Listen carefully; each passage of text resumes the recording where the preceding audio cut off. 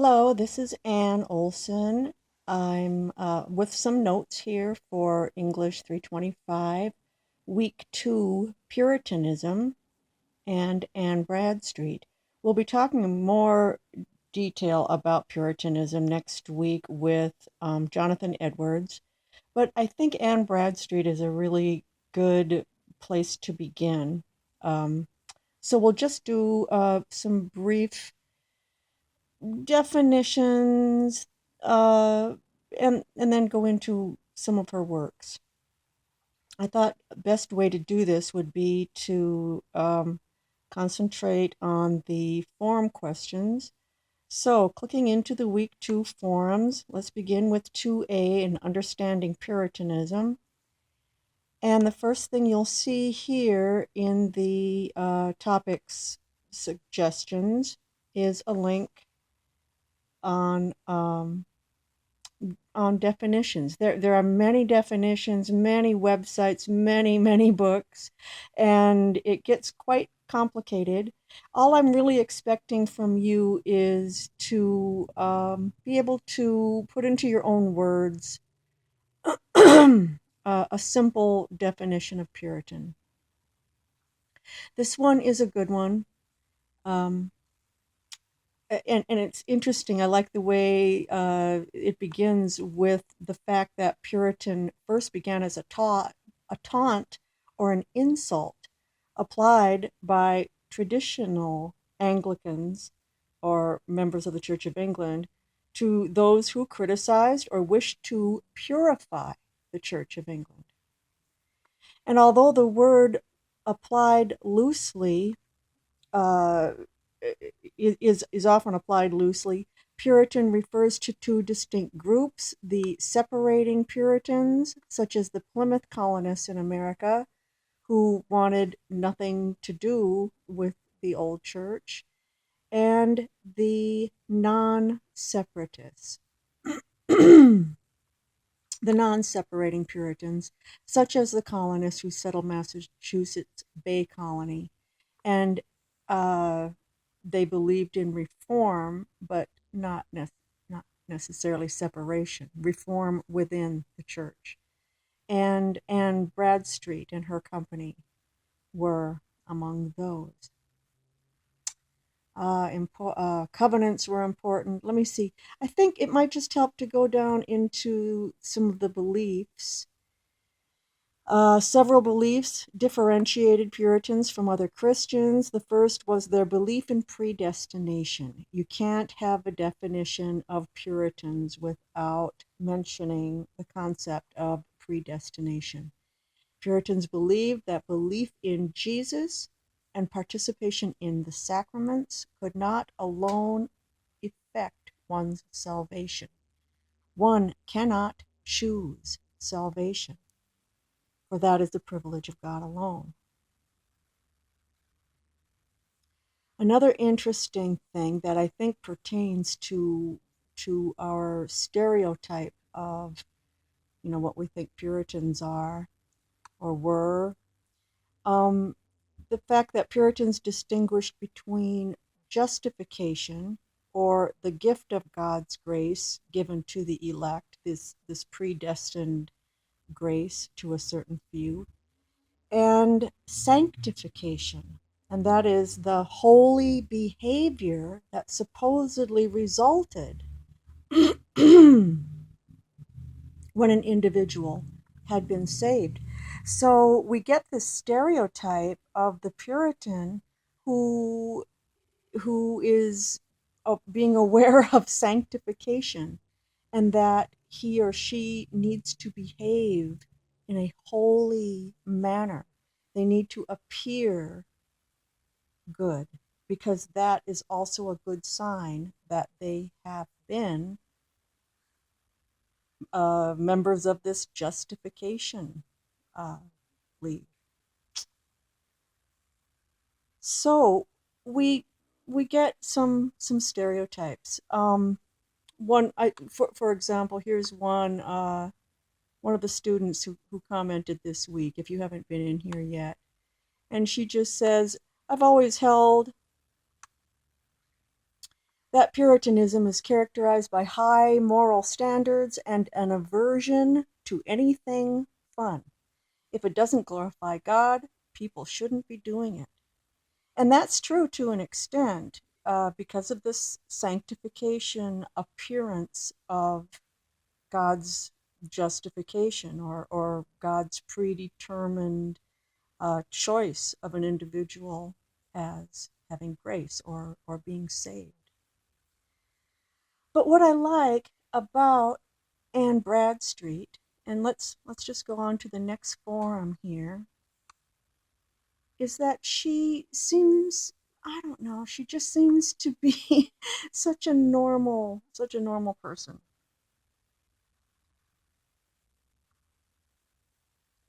And someone who would be able to do this and still have fun, who would be able to present herself as one who is sanctified, in holy behavior, but who can do it with a sense of humor.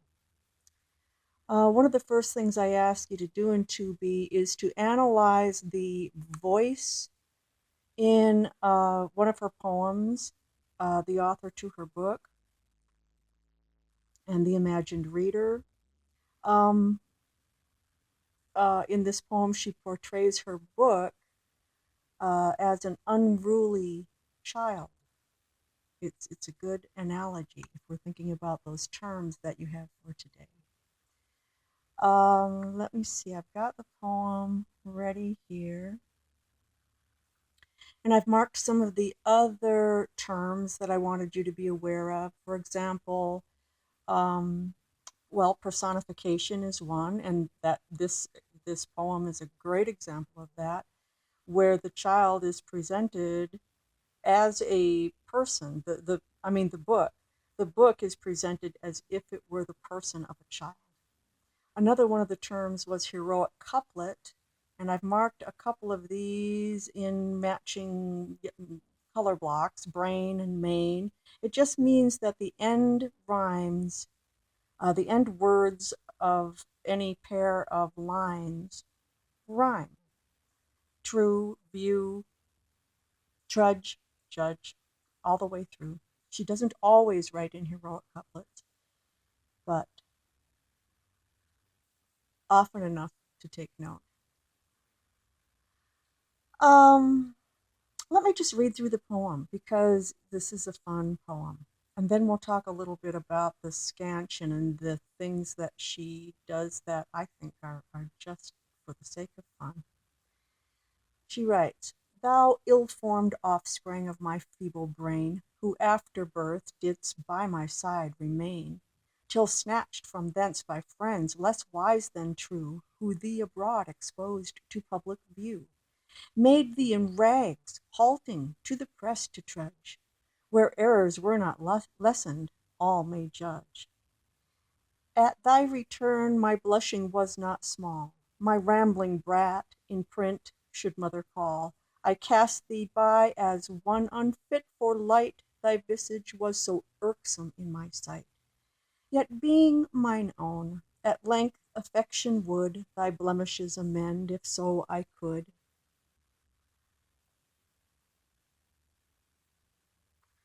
I washed thy face, but more defects I saw, and rubbing off a spot, still made a flaw. I stretched thy joints to make thee even feet, yet still thou run'st more hobbling than is meet. In better dress to trim thee was my mind, but naught save homespun cloth in the house I find. In this array, mongst vulgar, mayst thou roam. In victors' hands beware thou dost not come, and take thy way where yet thou art not known. If for thy father asked, say thou hadst none, and for thy mother, she, alas, is poor, which caused her thus to send thee out of door."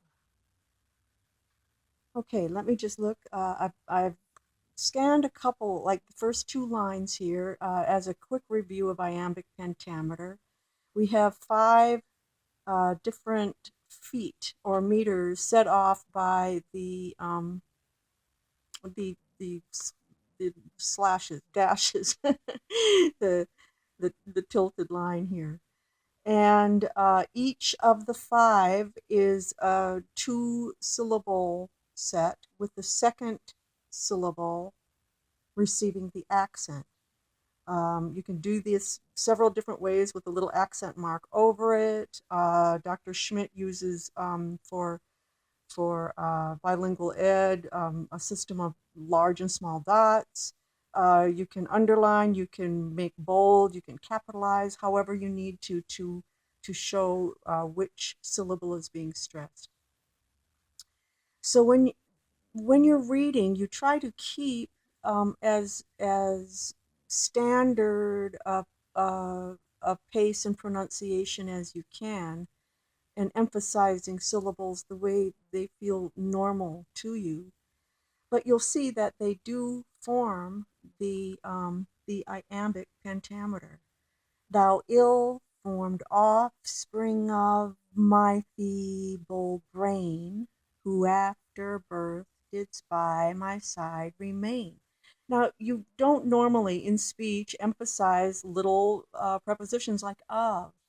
So I didn't here, but you can see that she has manipulated the sentence so that it still fits into this iambic pattern. Same thing with by. You wouldn't say, didst by my side remain. You'd say, who after birth didst by my side remain. But this is part of her point with the poem, is that it's not perfect. It's not the perfect child or creation. Okay, I was going to comment a little bit about how she uses some of these things. Some of the humor I wanted to point out. Let's see. Oh, I like this one. I washed thy face, but more defects I saw. You know how you scrub a face and then you've got a red spot, kind of raw? She's really scrubbing the kid. And rubbing off a spot still made a flaw. This one, I love this part right here, and I've marked these last two lines in scansion because she's making a wonderful point. She says, I stretched thy joints to make thee even feet. Imagine a mother taking a child who has one leg longer than the other and trying to stretch out the short leg to make it meet. You can't help but smile and laugh a little bit. She's not being abusive here. Uh, she's she's being funny and says, yet still thou runst more hobbling than is neat. What parent can't hear that little bit of frustration with the child who will sling the mashed potatoes at Thanksgiving dinner in front of all the guests? You know, parents will recognize this. And she says, in better dress to trim thee was my mind, but naught save homespun cloth in the house I find. Now look at, here's an example of that hobbling, of those uneven feet. She's drawing attention to the i the house. She could write in the, it doesn't really help, but she's trying, it shows how she's trying to fit two little words and pretend that they're one to make them fit in with the pattern. And it's because this child is hobbling. It's not even.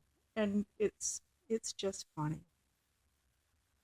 Another thing that's kind of unexpected for what we would think of as that Puritan stereotype, when she says, if for thy father asked, say thou hadst none. Well, if you try to paraphrase that, she's saying this child is a bastard. This child has no father who will own it. And then her little self-deprecation, and for thy mother, she, alas, is poor. So one of my points here is that the timing of this poem, of her work, this was first published in London in 1650, and it's just before the court of King Charles II, who when he came back after Cromwell's parliamentary rule, he was initiating more of the the royal aspects of the court, the fun aspects, and there was entertainment at court.